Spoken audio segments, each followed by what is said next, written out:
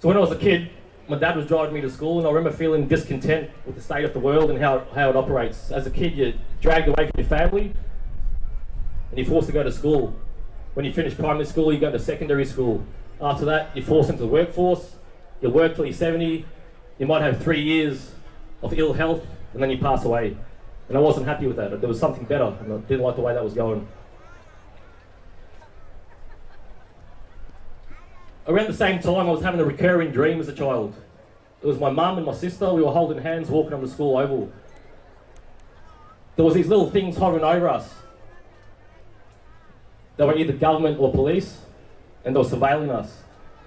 And there was heaps of other people walking around casually smiling like there was nothing wrong. I felt very uncomfortable, and I was wondering what the hell is going on? Why are these things watching us? And we'll get back to that dream soon. In the first year of high school, my dad took myself and my sister into his room, turned off the lights, lit a candle. He said, sit down and stare at the flame. So without thinking, I just sat down, stared at the flame. I wasn't expecting anything in particular. And it might have been 3 minutes or it might have been 30. But I left my body and I went into the flame. I was too young to handle that experience, so I freaked out and I came back into my body very quickly and I started crying. But from that point, I knew that there's something we're not being told about this realm that we're in, and there's something powerful, and they don't want us to know about it. The events around 9/11, I started researching those events very heavily and discovered that this world is being run by a bunch of psychopaths willing to kill their own people to take profit and control of other lands. So I started speaking out and warning people around that time. In 2016, my son had severe reactions to a 12-month vaccinations.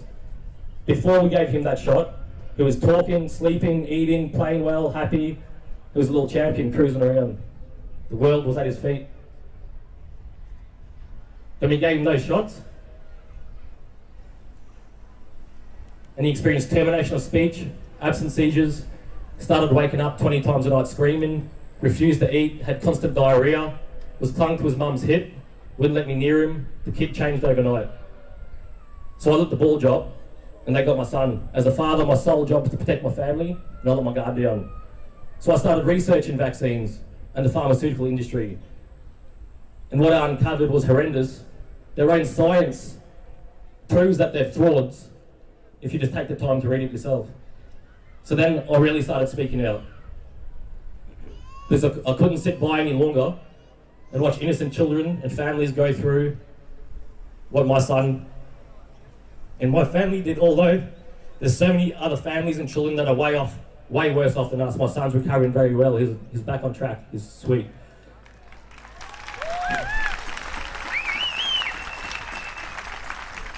But it's happening every day and it needs to stop.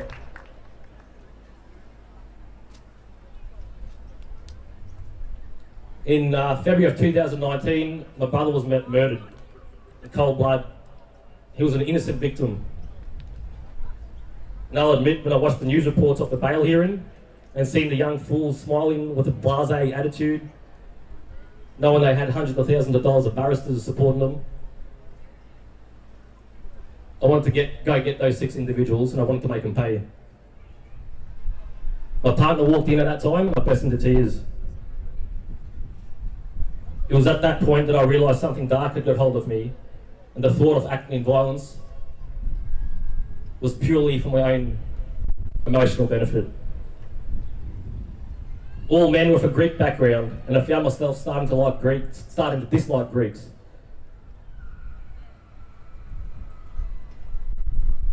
That made me much inner conflict, the prejudice I've never felt before in that sort of way. I knew straight away that I needed to find it in myself to forgive these humans, the youngest being 16 and the oldest being 60, for their adolescent and subhuman behaviour. I had 9 months to truly forgive them before I was scheduled to travel down to Melbourne for the next court appearance. And I did achieve this as one of the hardest things I've ever had to do. The significance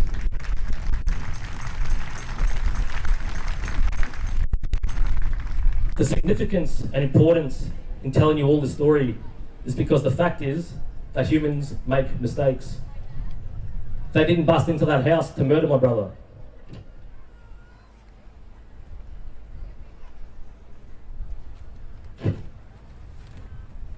In fact, they didn't even know he was there. My brother was a big unit, a heavyweight kickboxer, and they quickly realised they bit off more than they could chew, so they resorted to the iron bars and the sawed-off shotgun, and that's how it all went down. So like I was saying, people make mistakes, and we need to learn to be able to forgive each other, because people make mistakes, and that is part of life, and how we learn, and how we develop as people. And if we can't develop individually, then we can't develop as a unit.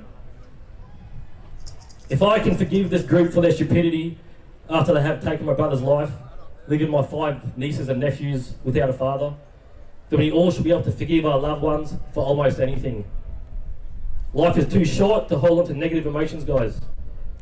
I freed myself from anger, hate and resentment, and I had to do it myself by looking deep inside me. Just like you'll need to do for yourself if you want to correct your shortcomings. Then we can all move forward together, and that's why this story is relevant today.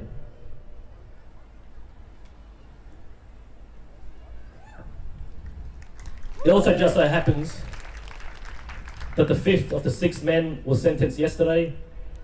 He'll be out of prison in 3 years. So there's the justice system for you.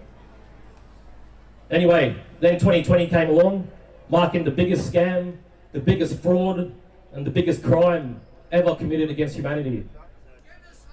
Everything I almost 100% knew was the truth of the inner workings of this world for the previous 15 years was verified at the start of 2020. It was evident that I was witnessing the tool that they were using to implement the rollout of the NWO. And that's not a conspiracy. One of the early clips in 2020 that sticks out was from the UK during lockdown. The police were using a drone to monitor people, to making sure they weren't going outside the house or weren't going outside the 5K radius. They were using facial recognition technology. By the time those people got back home, there was an email with a fine waiting for them. Now remember the recurring dream I was telling you about earlier. As soon as I saw this news clip, my mind flashed back to this recurring dream of the police object hovering in the sky, surveilling my family. And a shiver went through my whole body, and I had goosebumps on goosebumps. And that is exactly what it was in my dream. It was a drone. I was 7 years old when I was having these recurring dreams. And I'll tell you now, drones didn't exist in 1992. I was being told of what is to come, and I'll tell you right now that I've been sent here to fight this war.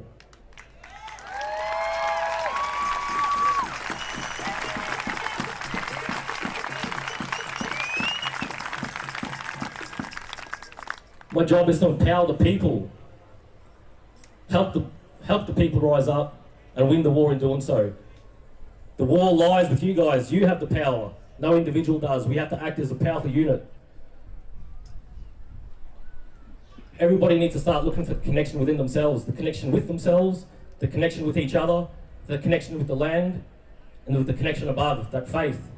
Because it exists, and if you can find it, then you'll start seeing all these doors open for you. And when you start walking through those doors, magical things start to happen and you start making progress.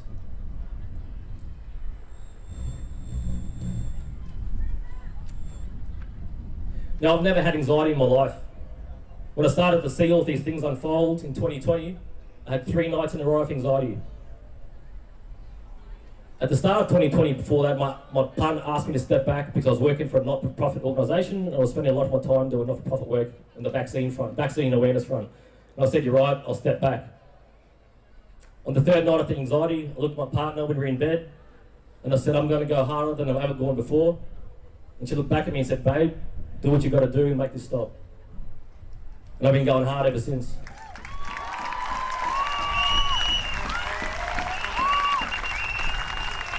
Together with the people, we've built it from 1,500 people to over 100,000 in just 18 months. We had no money, we had no platform, but we've done it together because we wanted to, because we need to. For my efforts, my family and I have been the subject of police harassment and intimidation campaigns. They park squad cars out the front of our house. They wait for me to go to work so they can have a chat with my missus. I've been charged at 2 events just like this for breaching Chief Health Officer directions. There was 10,000 other people there. 9,999 didn't get charged. I got charged. Speaking of which, guys, if you were at the August 23 or September 5 in 2020, can you please go see Nicola on that tent behind us and give her your name and email? My trial is in February. Okay, I'll make the announcement now. The trial is on February 17th at 9 a.m. at the Magistrates Court. We want to fill it with people in TPR shirts. Well, what I'm asking for is anybody that was at August 23 or September 5 rally of 2020 to go give your name and your email and your number to Nicola. We're going to get some affidavits written up to present this case in a different way.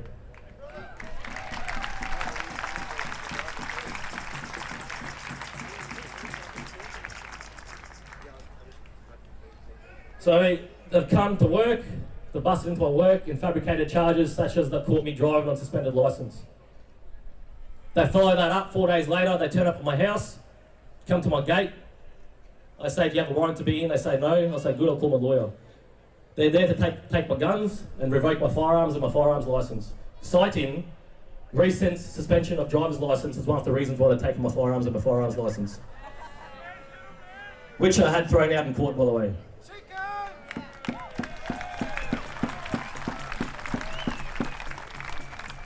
This intimidation campaign was verified by the 150 pages of police intel I have recently received, in which they state the TPR founder Tristan is currently the subject of ongoing police attention.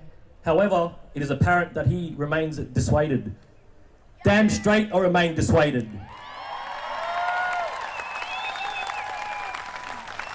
In fact, all this does is feed the fire inside me and let me know that I'm hitting the mark, and so is the revolution.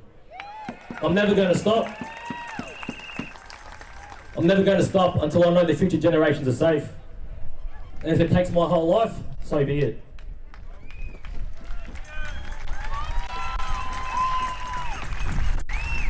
Now, in saying that, guys, we have Queensland Police here today.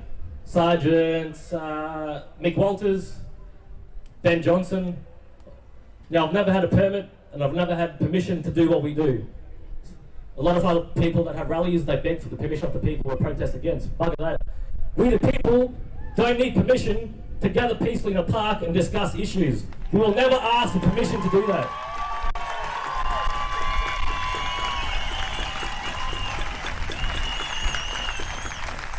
I don't care if it's in the middle of a lockdown. If we want to gather peacefully in the park, we're going to gather peacefully in the park.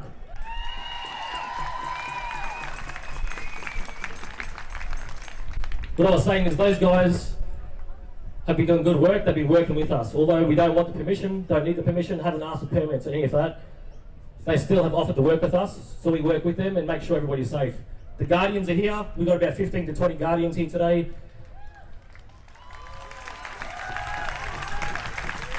It's an agreement between us and the police that if there's any instigation, if there's any problems, the Guardians will deal with it and escort them out, where the Queensland Police may or may not be waiting for you. So there should be no problems here today, hey guys? You're all a family, hey? Yeah. So here's the call out, guys. If you trust me, if you appreciate my efforts, and you want me to help me keep up the fight, then please consider becoming a donor to my Patreon account. You can do it for $5 a month or as much as you want.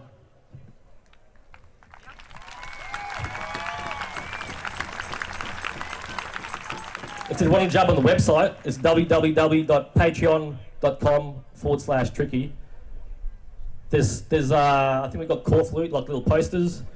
There's one on this tent here, there's one on the merchandise tent, and there's one on the Connect tent. You can just scan a QR code or type in the website, and then you can become a donor.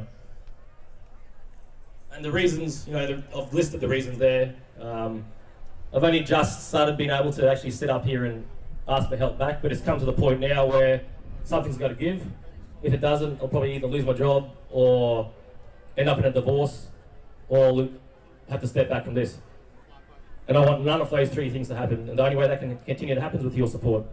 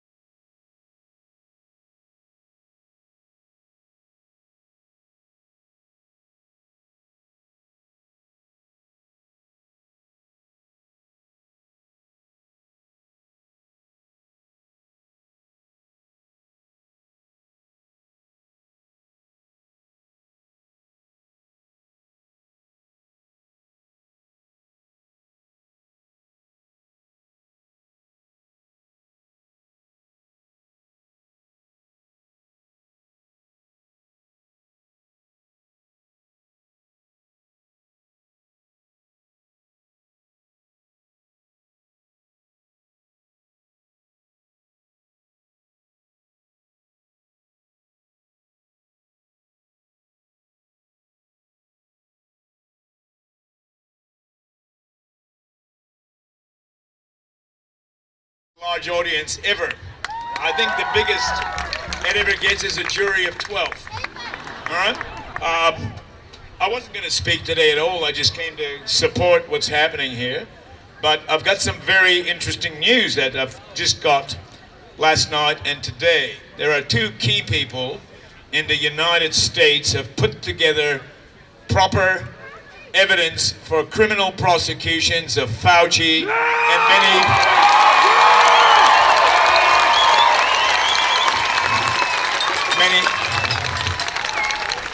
many other parasites that have been living off the people. Now, the two key names, remember them because they're important, is a Dr. David Martin and a Dr. Francis Boyle. Dr. Francis Boyle is a lawyer, not a doctor, but he is a senior professor at Harvard University Law School. He was also a senior prosecutor at the International Criminal Court. And he's put together a brief now that will affect us here also, because whatever crimes have been committed by this cabal of bureaucrats, politicians, crooked cops, well, it fits over here too, because the crimes are committed globally. And we here in Australia, New Zealand, and Britain and Canada have a very unique advantage over other countries, including the United States. Every one of you can prosecute just like the cops. You can bring a complaint, and we'll be filing those complaints on behalf of everybody who's prepared to stand up and prosecute.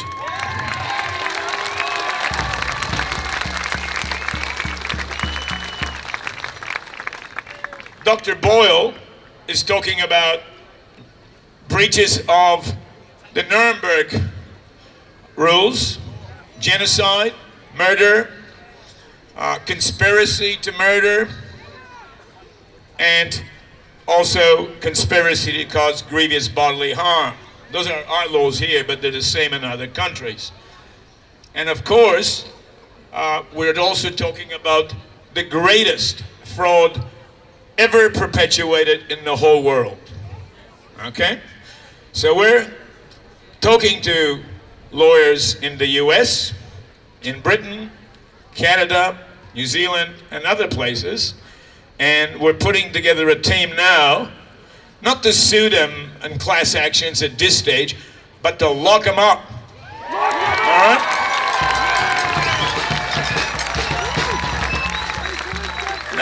Now I've been doing this sort of work for over 40 years, so I can kind of do it with my eyes closed, but unless I've got the support of this sort of a crowd behind me, they'll take me out.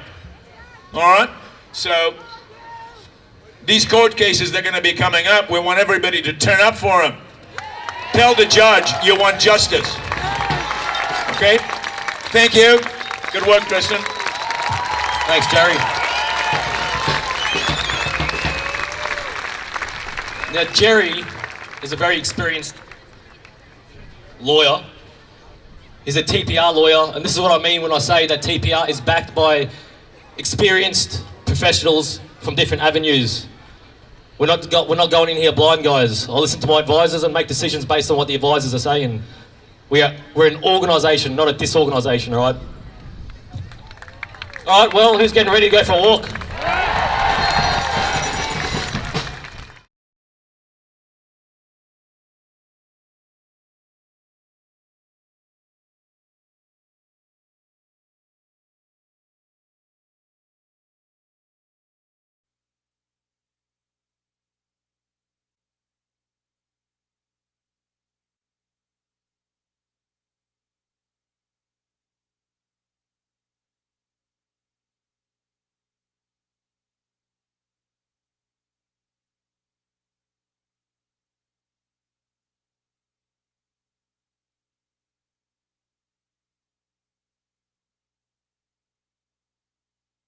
I actually thought it was very much like Melbourne, so I brought my umbrella.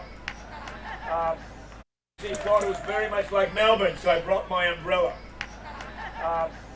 I've got some good news and some bad news. I think the last time I spoke at one of these rallies was a couple of months ago, and I told you things were starting to happen. Okay? The bad news, perhaps first, is that our wonderful Premier is built a concentration camp in Toowoomba, and it's open. And she'd probably like to fit all of us into it, but we hope, with the other bit of news I got for you, the good news is maybe we will put her there. Okay?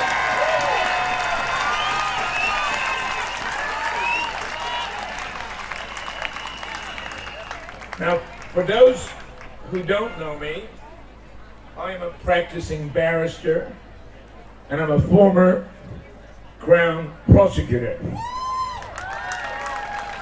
And there has been, in the last several months, an alliance between a group of people formed. Most of these people are former law enforcement personnel, Queensland Police, Victoria Police, New Zealand Police, British Police, people who have left because they were conscientious objectors and they didn't want to subject themselves or their families to risk to their lives. Well, they've woken up. Most of them that are part of the group that I am of are people of great integrity, and they want to do their job. Okay? Some of the good news initially comes now out of the UK. Those of you may have read or seen on video that the Metropolitan Police in the United Kingdom has now accepted formal complaints, not just in relation to the jabs, but also in relation to the Midazolam murders that have been ongoing before COVID even started. Now, the major instigator behind that is Mark Sexton, a former British constable. And he's gathered some lawyers and others around him, and they have laid a complaint.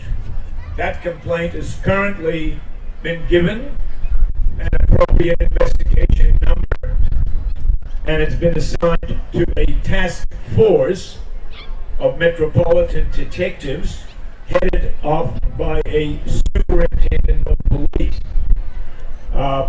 Besides that current complaint that the police are now looking into, I am told as early as this morning that people are lining up at police stations and filing more and more and more complaints. For those who are looking for a job, the police are going to be recruiting again, but they're not going to be able to ask for jabs because they won't be able to do their work. But the reality is that there's been, in December, there's been a private prosecution filed, the beginning private prosecution, meaning that police are not involved. Private citizens in the British type of legal system may also lay formal criminal charges. Now that was filed by a fellow called Michael Obrenicia. Michael is a movie director of all things, but a very, very clever and astute activist who's been behind it. I have been asked to advise and review the evidence of the Midazolam murders that he has filed in Britain, and I'm in the process of finalizing that, and I am in the process of having times arranged to speak with the superintendent of police at Hammersmith, where the investigation is starting to start looking at the Midazolam murders. Now, those who don't know what that's all about, a very short thumbnail sketch is Midazolam is a drug that's given to people near the end of their lives, supposedly so they can die quicker. Not necessarily better, but they claim it is, but quicker.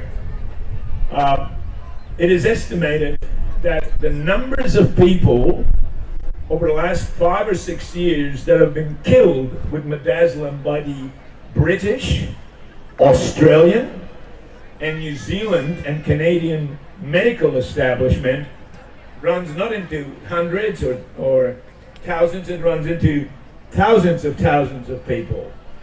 And those complaints that have been filed in Britain relate to those killings. Also, I should indicate to you that the group that I am working with, and again I say, I'm speaking about across Australia, officers from Queensland, Victoria, from New South Wales, Northern Territory, and New Zealand are commencing to investigate the deaths of those people. And we will need help. So at the end of this, I'll give you some information that if any of you know anything, we would like you to communicate with us because we're collecting this information. The initial defendants are going to be the people who've administered those drugs unlawfully, either by force or deception. And that amounts to murder. Okay? So that's ongoing. And the good news is that we were commencing investigation. Well, we have commenced investigations, but we are prepared to be laying formal private criminal prosecutions in relation to this type of corruption. There is a group that's going to be formally formed and created perhaps by the end of February, which sole purpose is privately, that is not as a government, as a non-government organization, to investigate, publicly expose, and privately prosecute corruption throughout the governments of this country, New Zealand, and Great Britain.